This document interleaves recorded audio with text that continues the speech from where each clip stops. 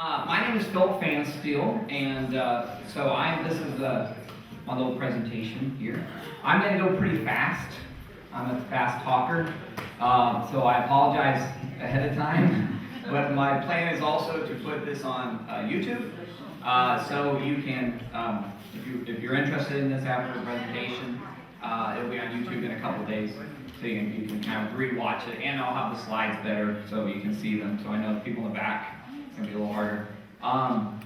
I know there's a projection system here, but I'm used to this TV, so I'm just going to go with what I know. This is my TV from my home, and yet I still sit 2 feet in front of it when I watch TV. It's pretty sad. Okay, so a little bit about me. Actually, couple quick things. For those who came in, I was going to give out a book today on the Ephraim Enigma, and I am not finished with it yet, so I'm working on it. But I like to give away something. So this is a video I made a few years ago. My parents helped me, the Farrells, Jackie here and her son Chris is running camera. So actually Jackie and her husband are the ones that taught me video. I worked with them 25 years ago on some video projects. So, I do have a YouTube channel. So on this video, if you take one of these are free. I just ask if you take one to watch the first 5 minutes. Because by 5 minutes you'll know, wow, that's really, 5 minutes worth of watching a video, you kind of get an idea.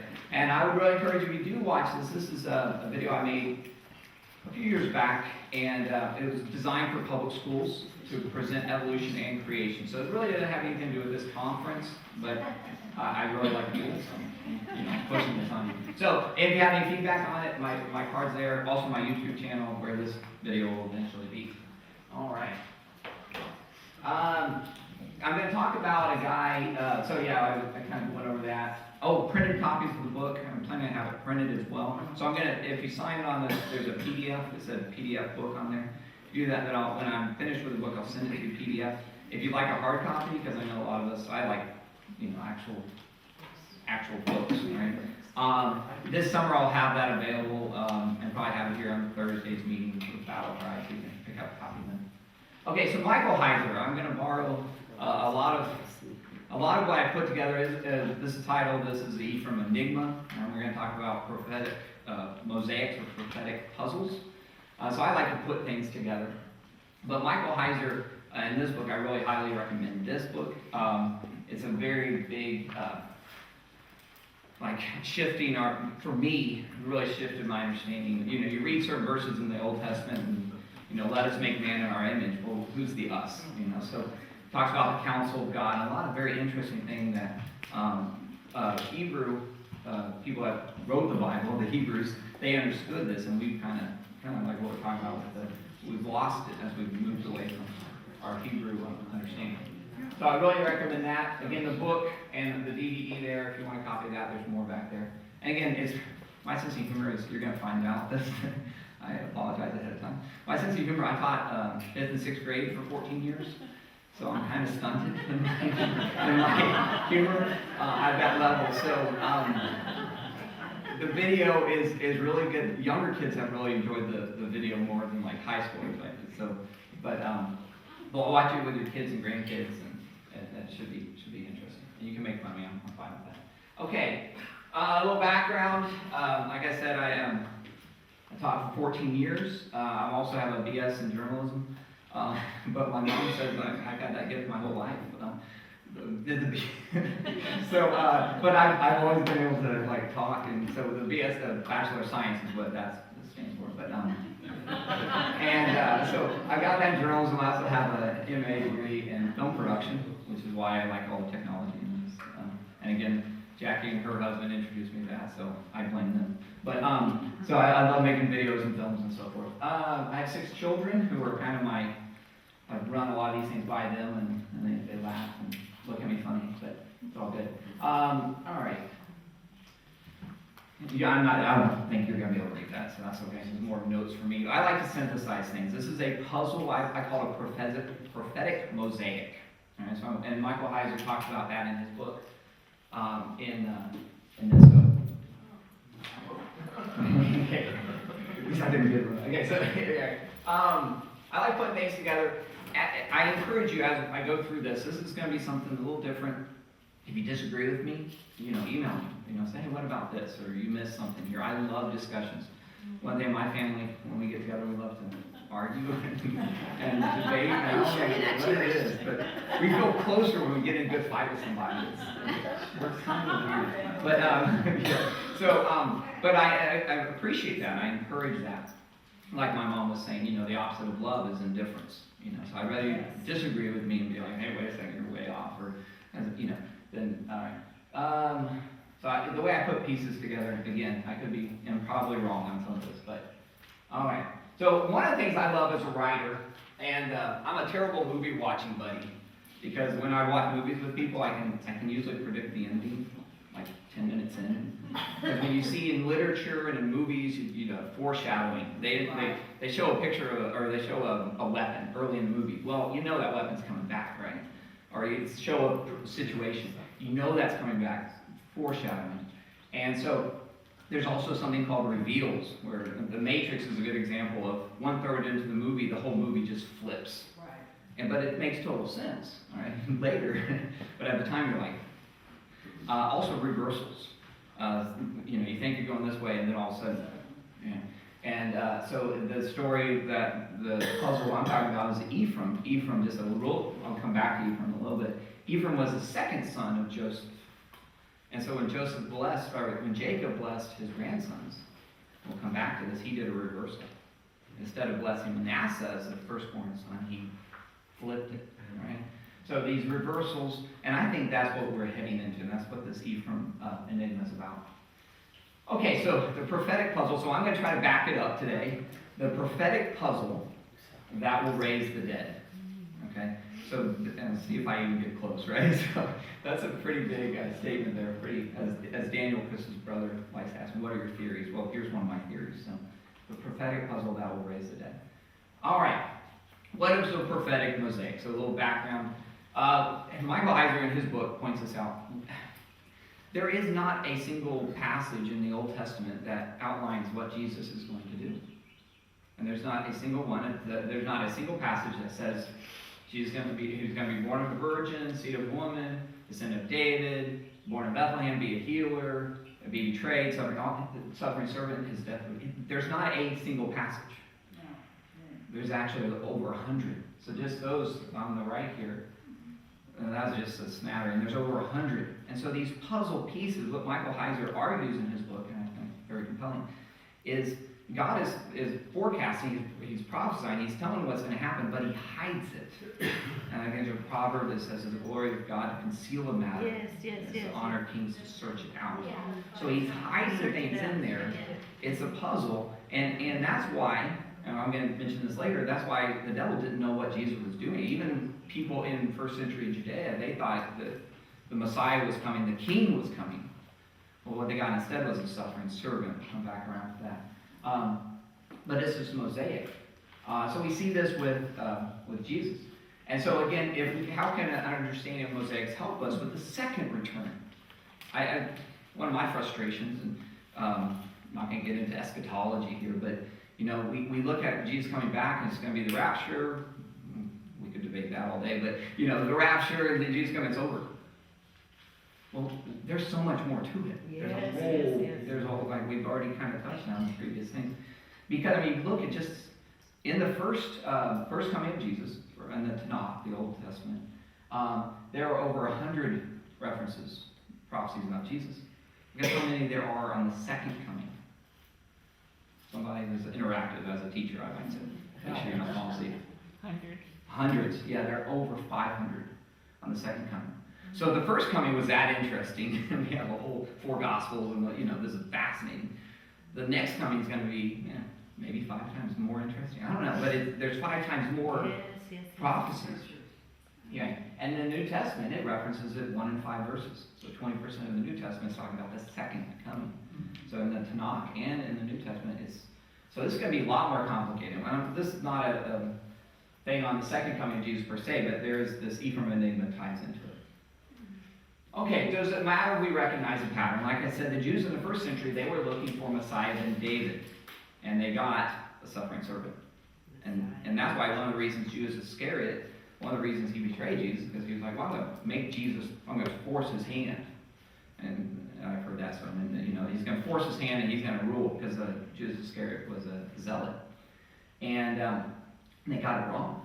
Well, my concern as Christians, are we looking for Jesus to come back as this,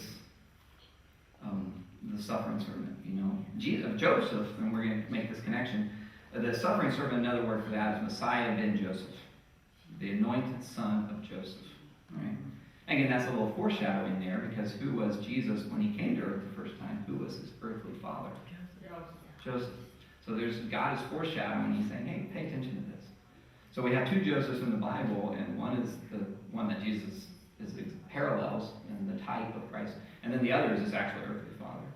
But Christians, if we're looking for the suffering servant, and we get this guy instead, he's covered in blood. Right?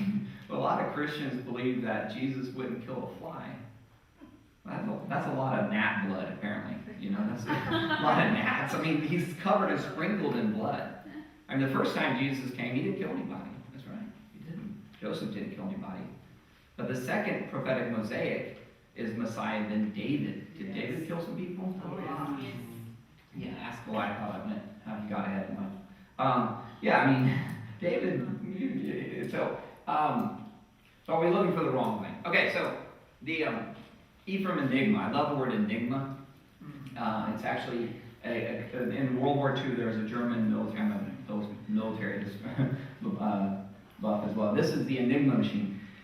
And it was a code. The Germans had this Enigma machine, and they wrote out codes to their submarines and all this. Well, the British cracked the code. And they cracked the code at Lynch-Lee Park, I believe. And this gave us intelligence on what the Germans were doing. We knew what they were doing before, and we also cracked the Japanese code as well, which is fascinating. But their intelligence is so important. And so this gave the Allies a huge advantage when we cracked the code. Well, the Bible actually talks about a code as well. If you look in Daniel 12, it says, lock these things away, Daniel. We're going to lock these away until the end. So God is saying, I'm going to unveil this. I'm going to lock this later on. But right now, it's kind of hidden. Right? Okay, so divine intelligence. Actually, a guy kind of shared this with me a while back. Sometimes he gives us information, prophecies, and these kind of things, and then we're kind of loose with it. Actually, that was a poster they had in World War II. Loose lips sink ships. Yes. And it was just like, we need to be careful with what we share. And the Magi, if you think about the three wise men, or not, we don't know those three or how many there were, but the Magi, they were discreet. They put the Mosaic puzzle together about the birth of Jesus, which actually goes back to probably Daniel. It probably came from the schools of the Magi in Persia and Babylon, which were probably influenced by Daniel. So they were looking for something. They put the pieces together. They were looking for something, and they put it together. Herod didn't put it together. But when they put it together and told Herod, what did he do? They tried to kill all the babies. So this divine intelligence, we have to be very careful. That we don't share too much too quickly. We got to be discreet. But there's this code, and in Daniel, and this, I think, Michael Heiser, I'll go to this, is in the in that mosaic, that was 100 verses. It wasn't obvious. It was hidden. It was there. And when Jesus came, they thought he was going to be Messiah ben David. Not only did the Jews think that, the people in Judea, but also the demonic and the devil, the principalities and powers, they thought it too. And so Paul actually references that and says, if the rulers of this age had known, they would never have crucified Jesus. Because that sealed their doom. That was it. They shot themselves not in the foot. They did themselves in. And he argues that actually Jesus went on Mount Transfiguration. That's a whole other interesting topic, but it was probably Mount Hermon. Some people think it's Mount Tabor, but some people think it's Mount Hermon. When Jesus was transfigured on the top of that mountain, he was basically poking the devil in the eye and said, yeah, come get me. And the devil fell for it. Yes. And crucified him, and that is what won the war. But okay. So again, as I mentioned, there's two prophetic mosaics. The anointed son of Joseph, Messiah ben Joseph. That's a fascinating one. Arthur Pink does a really good job time over 100. I was reading that a couple weeks ago, and I was just like, this is awesome. But just a simple reading of the story, there's some obvious parallels. Again, in literature and in movies, you see these parallels. Parallels between Joseph and Jesus. They were both betrayed by their brothers. Even the brother that betrayed them. Joseph was betrayed by Judah. Jesus was betrayed by Judas, right, which is a Greek. Again, I'm so glad we're talking about replacement theology and the blood Bible and these kind of things, because what Christians have done is that they just take that and run with it. No, there's someone.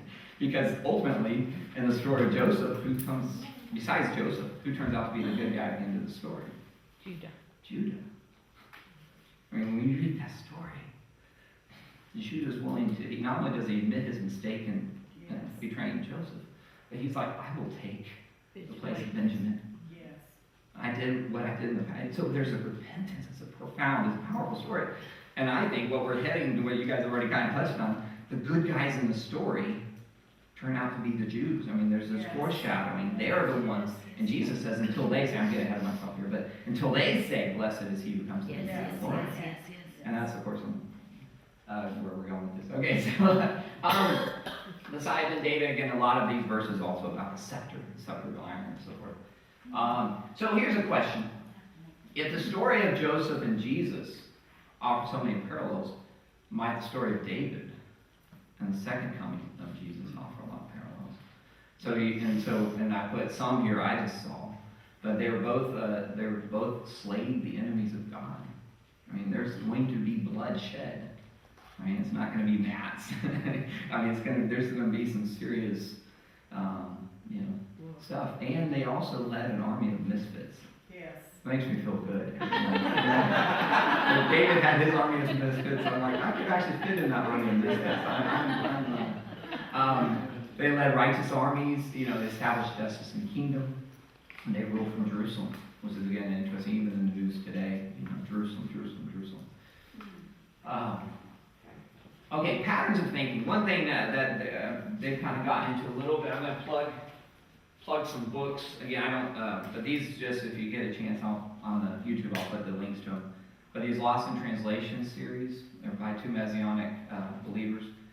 They basically go back to what Sally was saying. There's so much we're missing, because we see the Bible from a Greek point of view, which is understandable. We're ways in Western.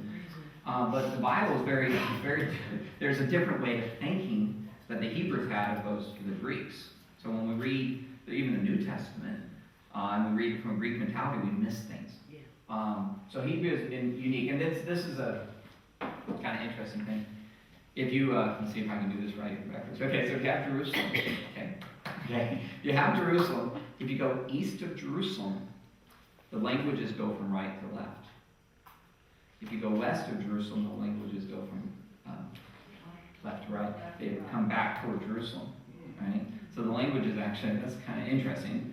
And then language, the way of thinking. Your Eastern religions, all right, your Eastern religions are much more cyclical.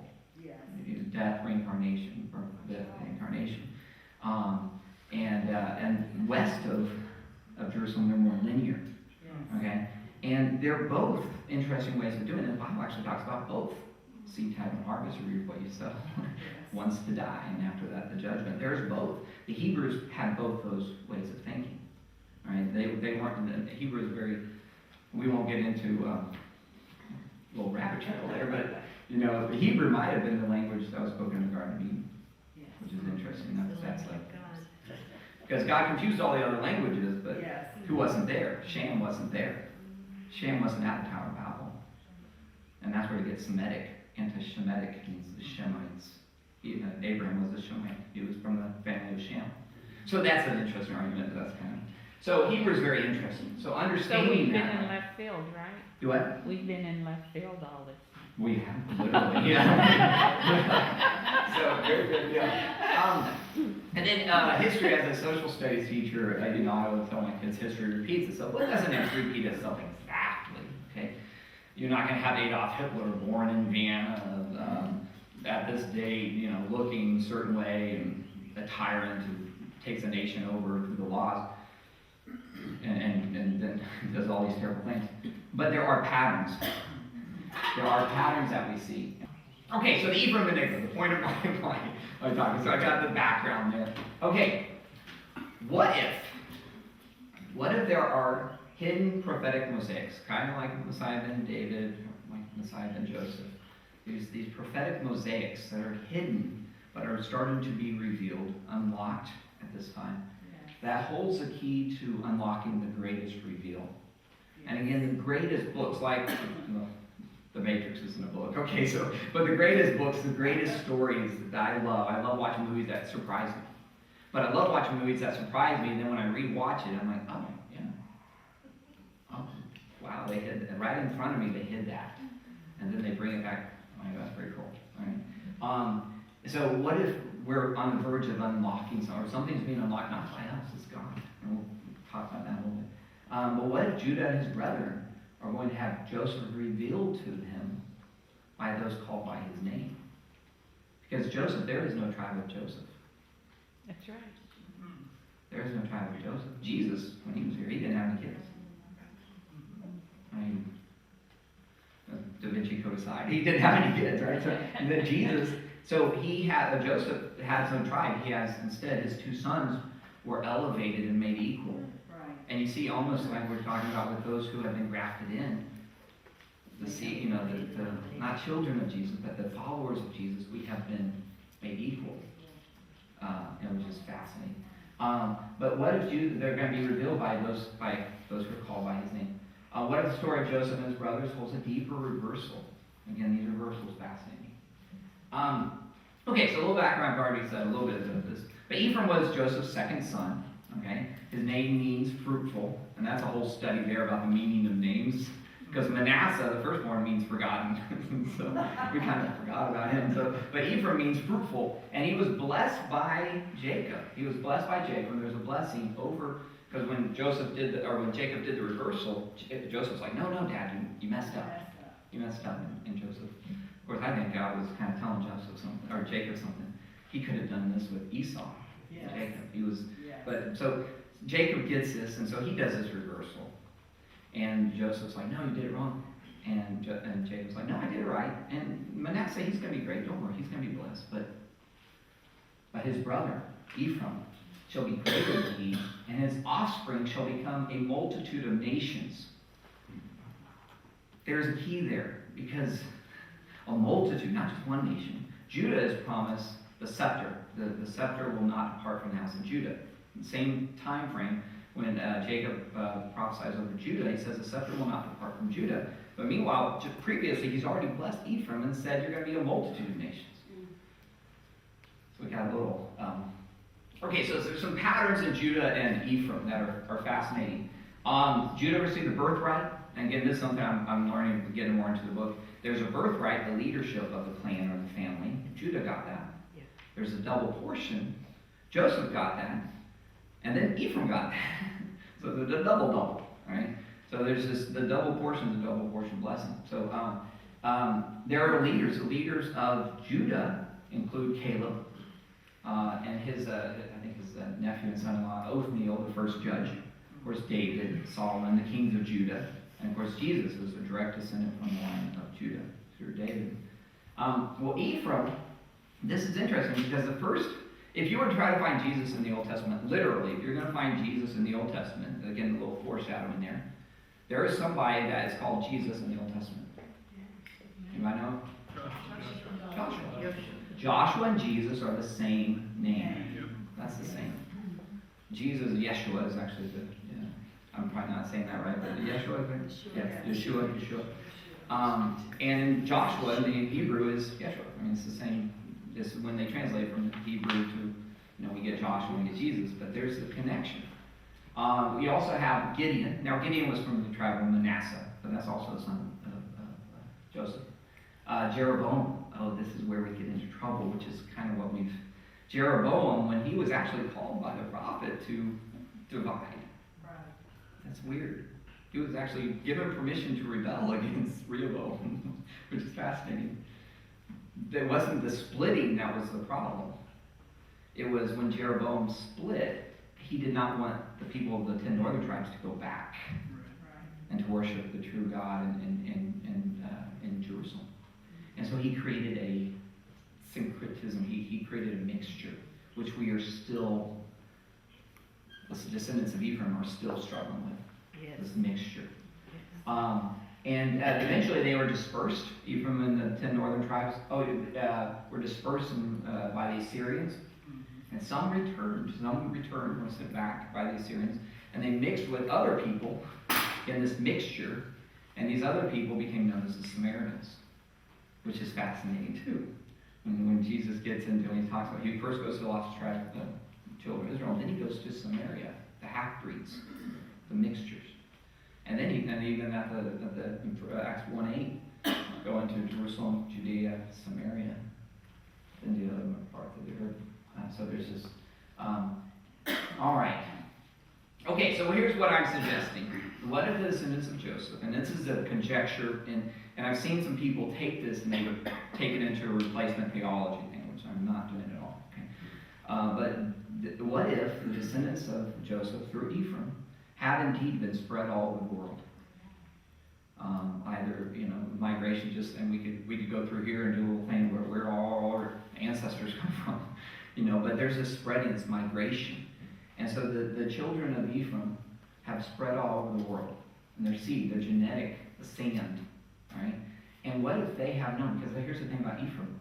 When the older brothers were separated from Joseph, did Ephraim and Manasseh, were they ever separated from Joseph? No.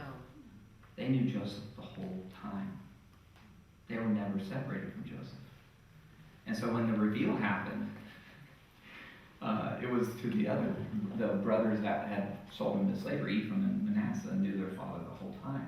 So what if a lot of the Christians in the last 2,000 years, the people have responded?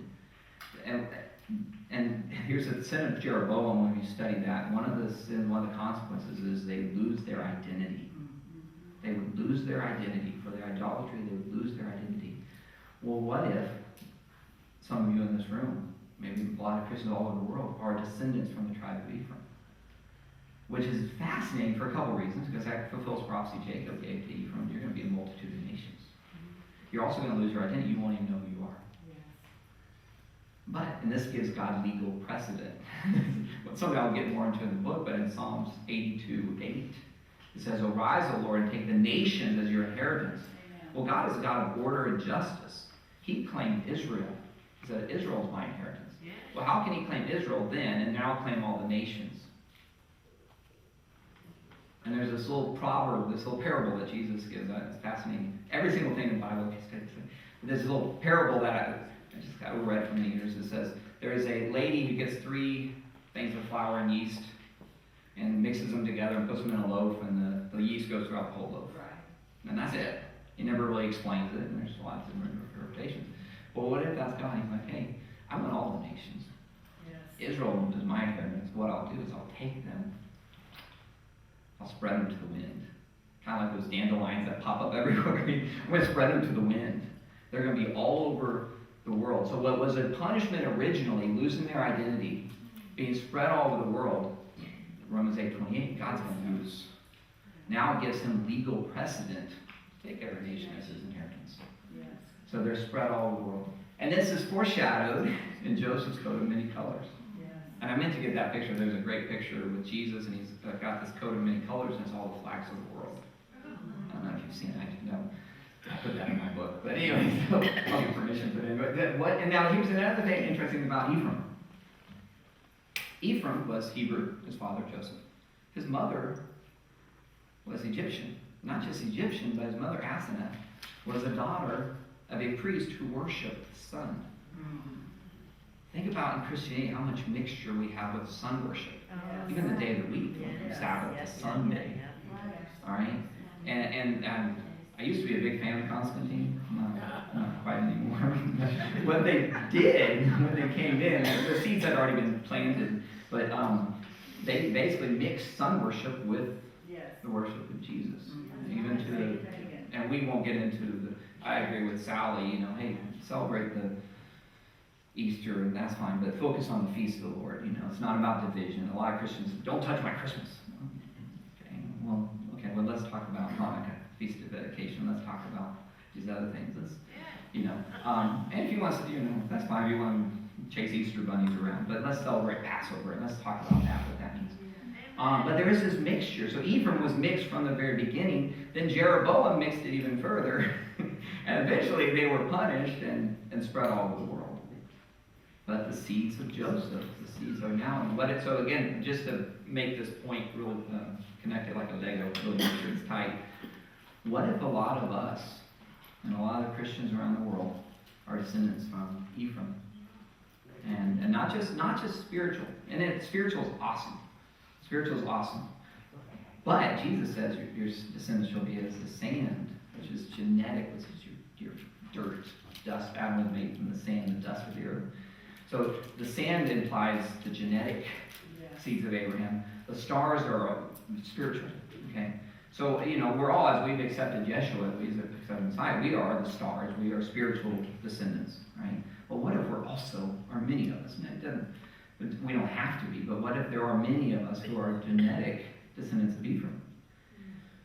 And I'm going to get more into this in my book, but I just go off sort of a little tangent here. But in my book, there's a fascinating thing about punishment, because God is a God of justice. So why are people starting to wake up to the Hebrew feast? Why are people starting to wake up? Well, there's an interesting, in a book I'll kind of spell this out, but there's an interesting thing. In Deuteronomy, it says, if a nation's ways displease the Lord, he will kick them out of the land. He will kick them out of the land. And then he'll pronounce punishment on them. Well, I think it was Isaiah, I'm not really sure, but there was a punishment of 70 years for the northern tribes. Is that right? They're punished for 70 years. No, I'm sorry. Judah was punished for 70 years. Yeah. The northern were published for 390. But the Jews repented. In Babylon, they repented, and they came back to the land. So their punishment was only 7 years long. And Daniel was like, hey, 7 years up, God, and we're here. We've been serving you. So God said, okay. So we got Nehemiah and Ezra, and they come back. Well, the northern tribes never repented. And it goes back to Deuteronomy. It says, if I punish you, and you do not repent, do not return to me, I'm going to multiply it sevenfold. So if you take 390, multiply it by 7, my dad's really good at math, but 2,730 years. The Assyrians kicked them out in 722, 2,730, about 2010. So the punishment ended. Now, if you do the math, of course, the calendars are a little different. So in the book, I'm going to get into the Hebrew calendar and the Gregorian calendar are different. There's a different amount of days and stuff. But, and of course, most people, that's numbers. Who cares about that? Jesus cared about it. When he came in on Palm Sunday, he said, this was what was prophesied by Daniel. Yes. You guys need to do your math and show your work. I'm here and you're not. You missed it. You missed it. And so I think, and some people, the dates can range from, I've seen 1937, 1963, 2010, depending on how you do the math. But that punishment is over. And so that's why I think a lot of people from the tribe of Ephraim, from spiritual and genetic seeds, are starting to wake up. And they're starting to wake up and be like this conference is an example of that. People are like, wait a second, this. And so, and again, going back to Ephraim and the original and this mixture. So, then this goes back to, I mentioned this earlier, Jesus won't come back. Now, this goes back to divine intelligence. The devil missed it the first time, and he killed the king of glory, and he's doomed. One catch. Jesus can only come back when the Jews say, blessed is he who comes in the name of the Lord. Until. Yeah. It says unto. Oh, did I mess it up? Okay, so my typing skills. Okay, so until they say, blessed is he. Well, the devil's read that, and he's like, well, let's kill them all then. And he's used Christians to do it. Yes. And the pogroms, and the Inquisition, and the Holocaust. And I was talking to a taxi driver on the Sea of Galilee, and we were talking about anti-Semitism. And he was like, oh, it has to do with, they're jealous. Okay, they're part of the Jews were very successful and awesome. And I was like, no, there's something deeper. There's a spiritual thing there.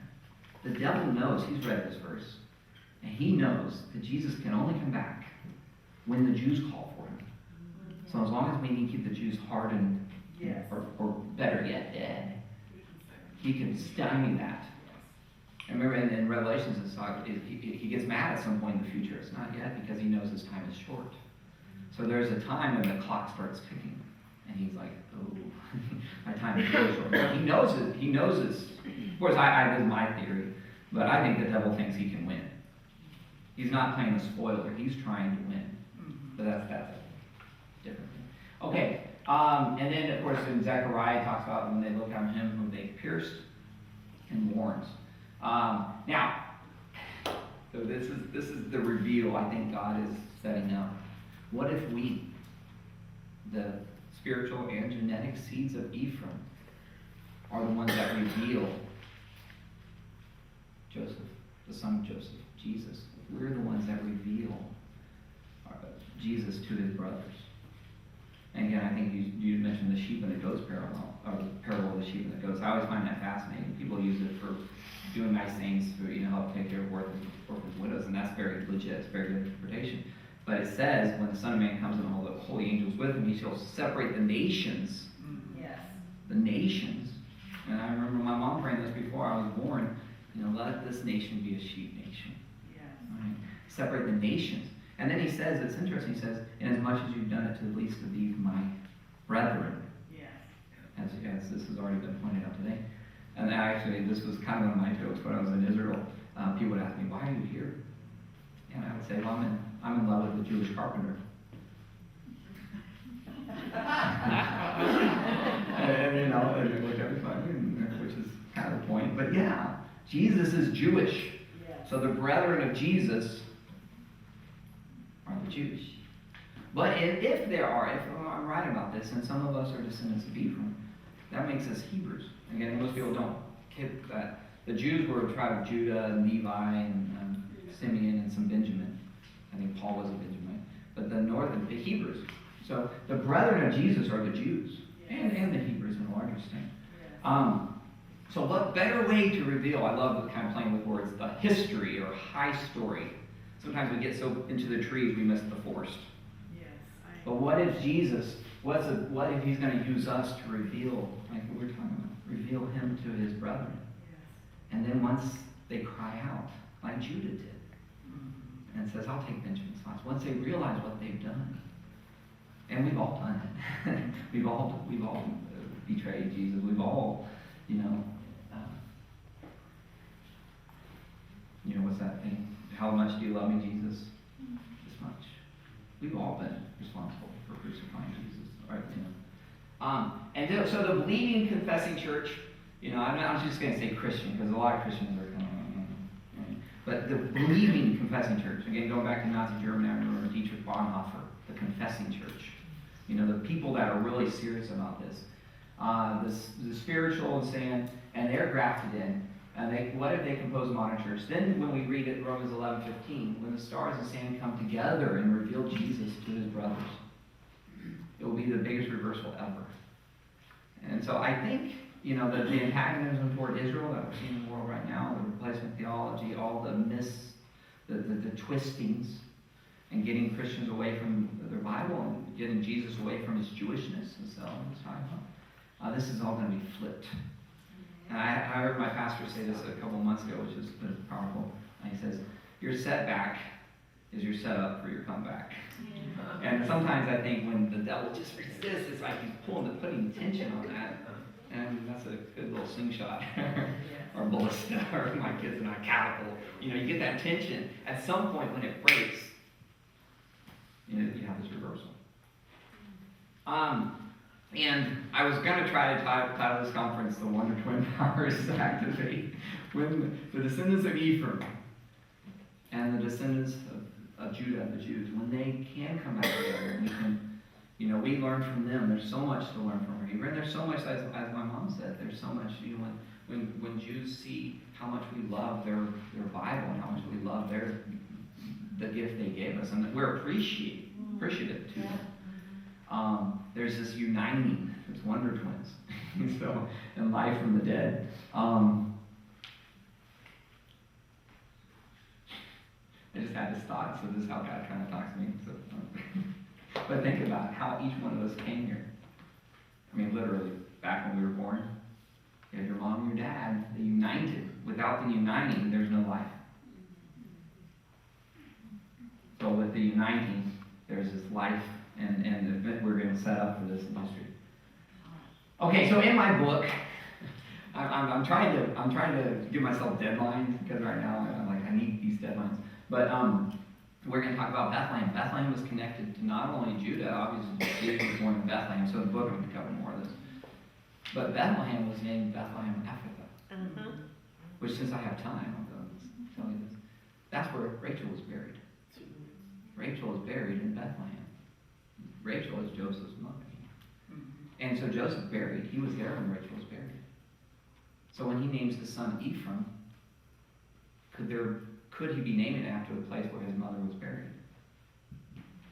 Speculation, but he was there when his mother was buried. So he's trying to remember going back. So Bethlehem Ephraim is in Judah, but there's a connection also to Ephraim. I gotta say it actually 3 times, but the Samaritans are fascinating. So I want to get into that. So you think about the Good Samaritan. The Samaritans were a mixture, and yet God, Jesus was like, well, hey, who's their neighbor? Who loved their neighbor? As Christians, I think there's so many good things about the church, and a lot of times we kind of, when we focus on our bad things, this is something God's been dealing with me. We can focus on our negative things, and so focused on that we miss how God's used us. But Christians, one of the ways they expanded early on is they would take the children that were left to die of exposure. They'd adopt them in. They would minister to the needy. They'd go and set up orphanages all over the world. So Christians have been, in many ways, the Good Samaritan. They have fulfilled the law in many ways, not completely, but the true Christians that really live what they believe. And then I talked about the numerical curse there, the legal precedent, and to recap, because I've kind of gone everywhere real quick. This Ephraim Mosaic, this Ephraim puzzle, it's not obvious, but if you start studying Ephraim, Hosea talks about Ephraim, the punishments on Israel and Ephraim. When you start studying who Ephraim was and that pattern, I think we're getting set up for the church fulfilling the role of Ephraim. Yes. Mm-hmm. And revealing our Father and our again, it's not a direct parallel, but we're revealing the one whom we're called by his name, revealing Yeshua,